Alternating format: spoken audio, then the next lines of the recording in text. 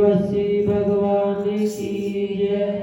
बोलो परम पूजनीय श्री सत्यु ब्रह्मानंद महाराज की जय। बोलो जुगल जोड़ी सरकार की जय। बोलो ब्रह्मपुरी दिवसी भगवान की जय।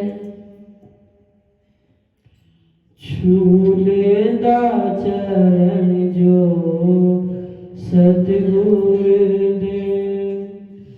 ओदा जन्म सुहेला होता है। मैं अखिया दे नाल तकिया ओदा रब नाल मेला होता है। छूलेदा चरण जो सतगुरु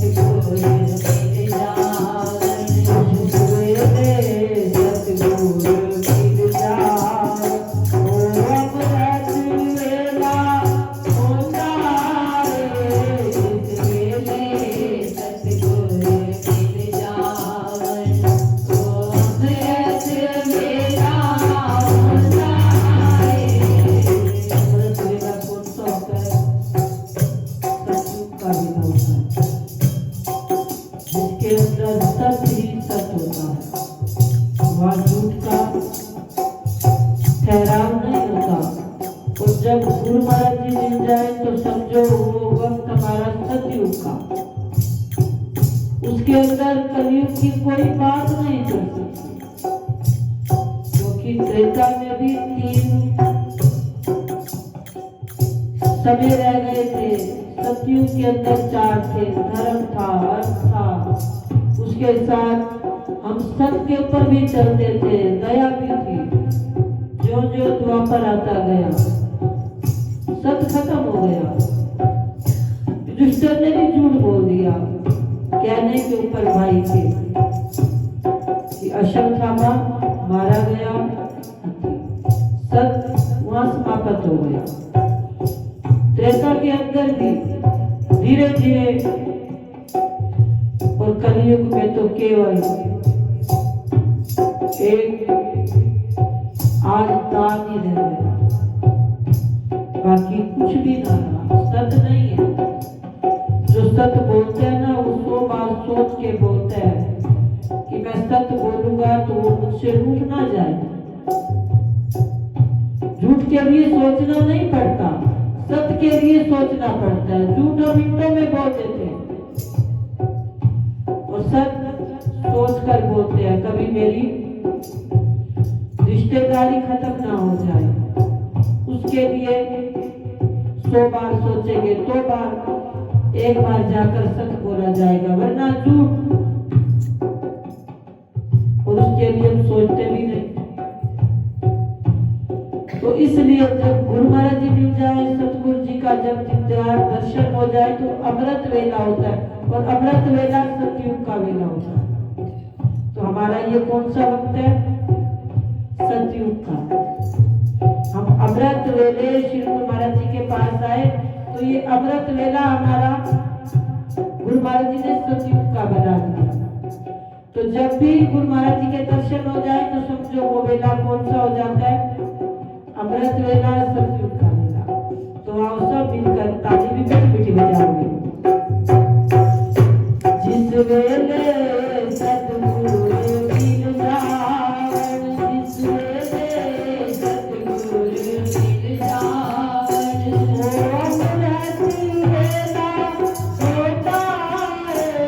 जिस वेले सतगुरु मिल जाए, अमृत वेला होता है। उनका चरण जो सतगुरु से होता जन्म सुहेला होता है। उनका चरण जो सतगुरु से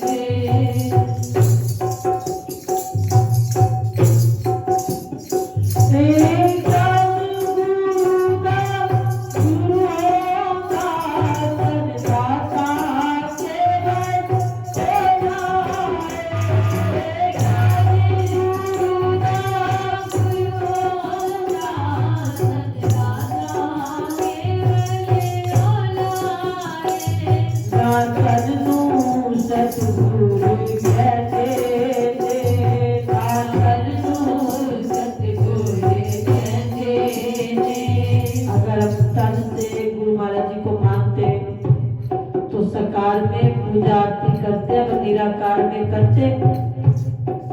ये तन से नहीं, इनको मन से, भाव से, श्रद्धा से पूजा जाता है। इसलिए ना तो तन से गुरु होता है, ना तन से चेला होता है। चेला भी अपने भाव शरीर से नहीं कि मैंने सेवा करके दिखाई तो मैं शिष्य बन गया। अरे नहीं, मन से भाव हो, श्रद्धा हो, भक्ति हो, तो वो शिष्य कहलाएगा। दातन नू सतगुरु कहते, दातन नू सतगुरु कहते, दातन साधु सेवा होता है। दातन नू सतगुरु कहते,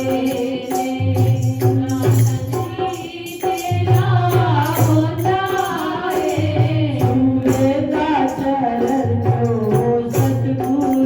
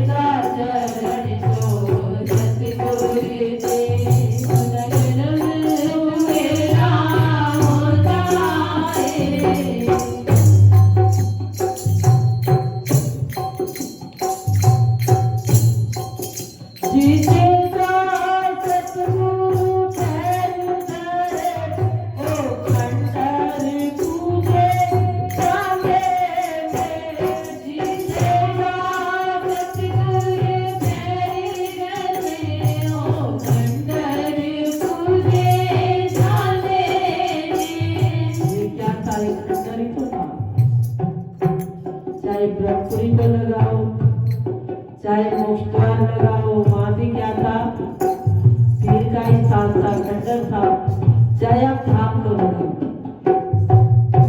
आप हरिद्वार में श्री सतगुरुनाथ बसेरा लगा, वो भी खंडर था, लेकिन गुरु महाराज जी की कृपा हुई तो वो खंडर क्या बन गए? महल बन गए, दरबार बन गए, आश्रम बन गए। तो ये किसकी कृपा हुई? उन्होंने खंडर को क्या बना दिया? अरे धाम बना दिया।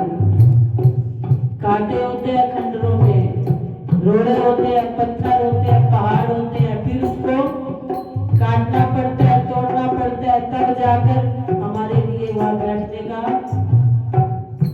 तो ये किसकी कृपा होती है? गुरु महाराज जी की। वो जंगल के अंदर मंगल कर देते हैं, खंडर को धाम बना देते हैं। आज हमारा श्री योग ब्रह्मानंद धाम खंडर से क्या बन गया? धाम बन गया, जो पूजा जाता है। सतगुरु की कृपा भई। तो देखो गुरु महाराज जी ने आज पूजनीय बना दिया। जीते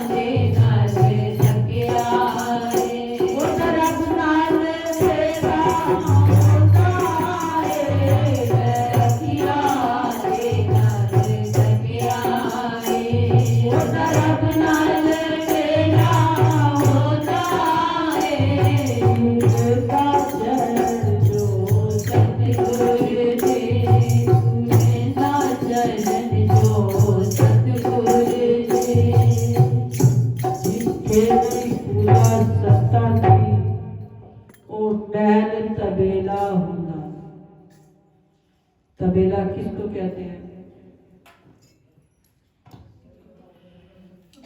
जहां पर घोड़े हाथी खड़े किए जाते हैं, उनका जो घर होता है, उनको पता है घोड़े को मैंने पूजा करनी है। हाथी को पता है मैंने पूजा करनी है? नहीं पता। इसलिए जहां संतों की पूजा होती है वहां खंडर भी धाम बन जाते हैं, वो घर मंदिर बन जाता है। जहां संतों की पूजा नहीं होती वो क्या बन जाता है? एक तबेला। वहां पर बस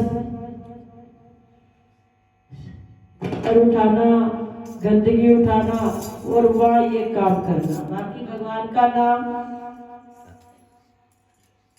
इसलिए हमने तो अपने आंखों से इस खंडर ब्रह्मपुरी को भी हमने नहीं देखा, तो आप जो बाकी बैठे हो बाकी सबने देखा होगा। कितना बड़ा खंडर था ये। लेकिन श्री गुरु महाराज जी उन्होंने अपने चरण इस धरती पर क्या रखे कि इस खंडर को एक चरण रखने से क्या बन गया? 8 तीर्थस्थल बन गए। पूरे भारत में नहीं, विश्व में पता है सबको कि गुरु महाराज जी का ब्रह्मपुरी तीर्थस्थल श्री योग ब्रह्मानंद था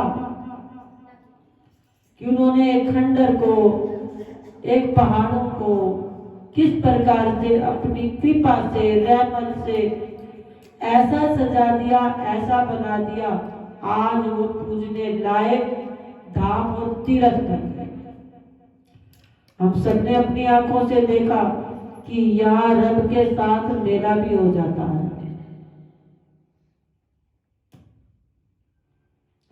अनगिनत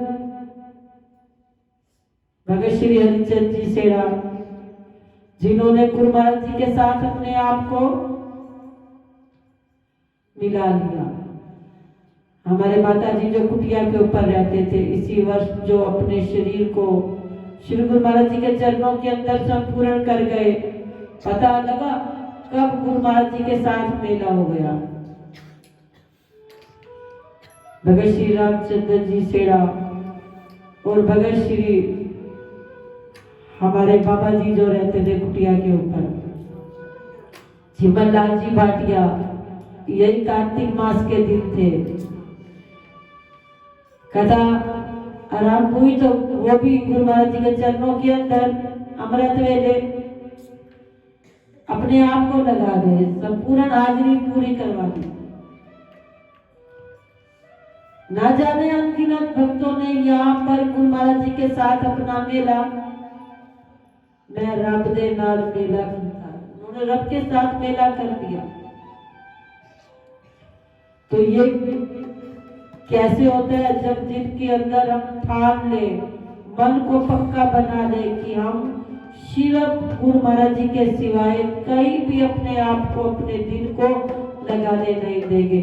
अरे ये दिल है कोई मंदिर का प्रसाद नहीं जो बांट दो हर एक को। उन्होंने अपने दिल को सिर्फ गुरु महाराज जी के अलावा कहीं ना देखा ना रखा।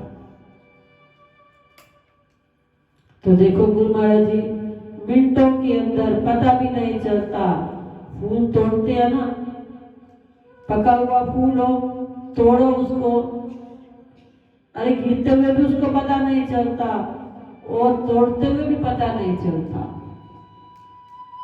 इसी तरह वो भी पके हुए फूलों को किस प्रकार से अपने चरणों के अंदर समर्पित करवा दिया। सतगुरु जी ने इतनी कृपा बरसाई, इतनी रहमत लुटाई। भगत श्री रामकृष्ण जी को देखो, वो भी तो गुरु महाराज जी के चरणों के अंदर 4 बजे का समय पता ही नहीं चला, गुरु महाराज जी के चरणों में लंगर भी खा लिया, पानी भी पी लिया, चाय भी पी ली और गुरु महाराज जी के चरणों में अपनी हाजिरी को भी लगा दिया। ये होता है सतगुरु के साथ मेला।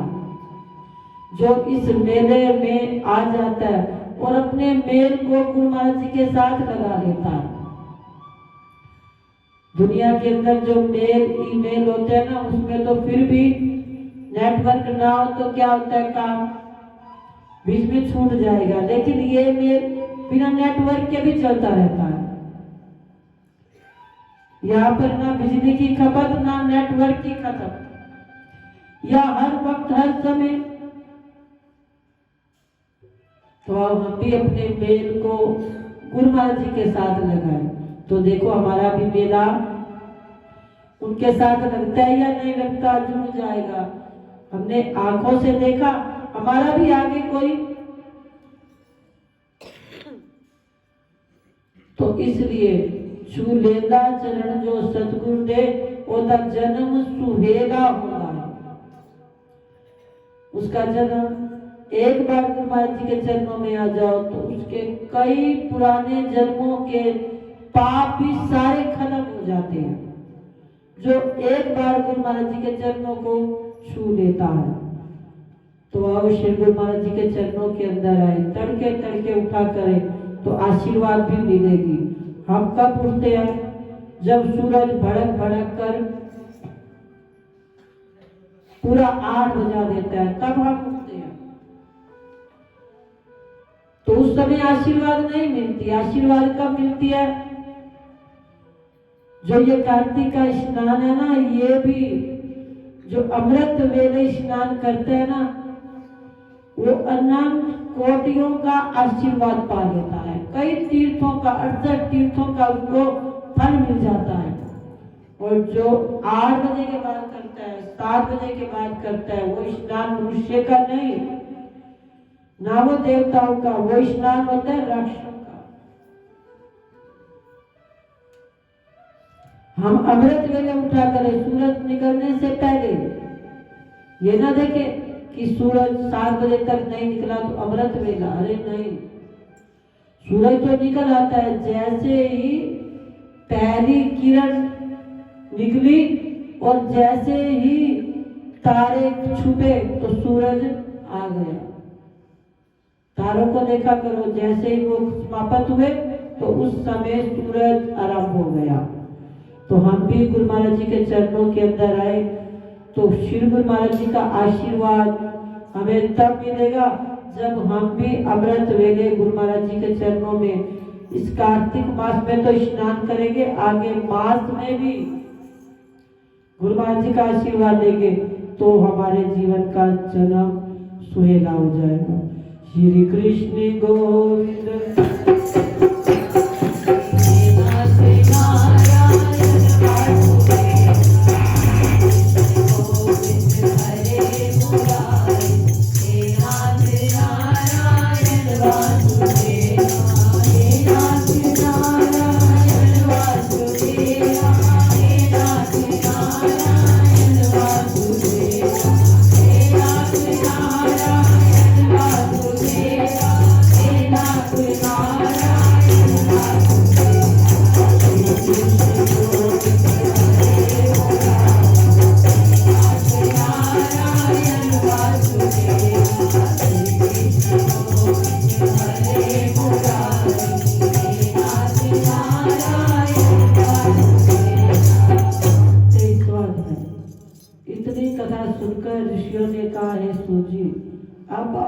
कृपा करके भगवान के चरणों से उत्पन्न हुई गंगा जी का महात्म्य सुनाइए। तब सूत जी बोले, हे ऋषियों, इस संबंध में नारद मुनि ने जो मुझसे कहा वही मैं तुमको सुनाता हूँ। इंद्र आदि समस्त देवताओं को उत्पन्न करने वाले कश्यप जी की 2 पत्नियां थी। एक का नाम अदिति, दूसरी का नाम दीति। अदिति के पुत्र देवता कहलाए, दीति से दैत्यों की उत्पत्ति हुई। देवता और दैत्यों में जन्म से विपन्नस्य रहता था। कालांतर में प्रहलाद का पुत्र विरोचन का पुत्र बलि दैत्यों का राजा बना। उसकी सेना अत्यंत विशाल थी। संपूर्ण पृथ्वी पर विजय प्राप्त करने के बाद उसने स्वयं पर अधिकार जमाने के लिए देवताओं पर चढ़ाई कर दी। अपने राज्य को दैत्यों से घिरा हुआ देखकर इंद्र आदि देवता भी युद्ध करने में मैदान में आ डटे। अब अत्यंत घोर संग्राम हुआ। इस प्रकार युद्ध होते होते कई वर्ष बीत गए। अंत में देवताओं ने देखा कि दैत्यों की शक्ति में कोई कमी नहीं और वे निरंतर आगे बढ़ रहे, तो मैदान छोड़कर भाग खड़े हुए। तत्पश्चात दैत्यों ने स्वयं पर अधिकार कर लिया और बलि स्वयं इंद्रासन पर आकर बैठ गया। यज्ञ की बलि भी स्वयं ग्रहण करने लगा। तब अदिति अपने पुत्रों को दुखी देखकर देवताओं की जय और दैत्यों की पराजय के निमित्त तपस्या करने के लिए हिमालय पर्वत पर चली गई। वहां कुछ काल तक फलाहार, कुछ काल सूखे पत्ते, कुछ काल तक केवल पवन का आहार करती रही। फिर पैर के अग्र भाव से खड़ी होकर भगवान का तप करने लगी। इसी प्रकार 1000 वर्ष तक तप किया। दीति के पुत्र मायावी राक्षस इस घोर तप से चिंतित होकर राक्षसी माया द्वारा देवताओं का रूप धारण कर अदिति के पास आकर बोले, हे माता, हमारे लिए इतना घोर तप क्यों कर रही हो? आत्मघात करना सभी शास्त्रों में पाप है। हम आपका ये दुख सहन नहीं कर सकते। कोई भी पुत्र माता से विमुख नहीं हो सकता और ना माता को दुख देकर सुखी रह सकता है। शास्त्र का वचन है कि जिसके घर में कल्याणकारी माता नहीं और प्रिय बोलने वाली पतिव्रता स्त्री नहीं, उसका जीवन निरर्थक है। अतएव आप तप करना छोड़कर पुत्रों को सुखी कीजिए। उनके इस प्रकार कहने पर अदिति समाधि से विचलित ना हुई। तब उन्होंने अदिति को मार डालने का निश्चय किया। इस कुकृत्य के लिए उन्होंने उस वन में आग लगा दी जिसमें अदिति तप कर रही थी। भगवत कृपा से उस अग्नि द्वारा अदिति को ना तो किसी प्रकार की हानि हुई और ना ही उन्हें किसी चीज का पता चला, क्योंकि भगवान का चक्र सुदर्शन उनकी रक्षा कर रहा था। इसके विपरीत दैत्य स्वयं ही उस अग्नि में जल गए। बोलो कार्तिक भगवान की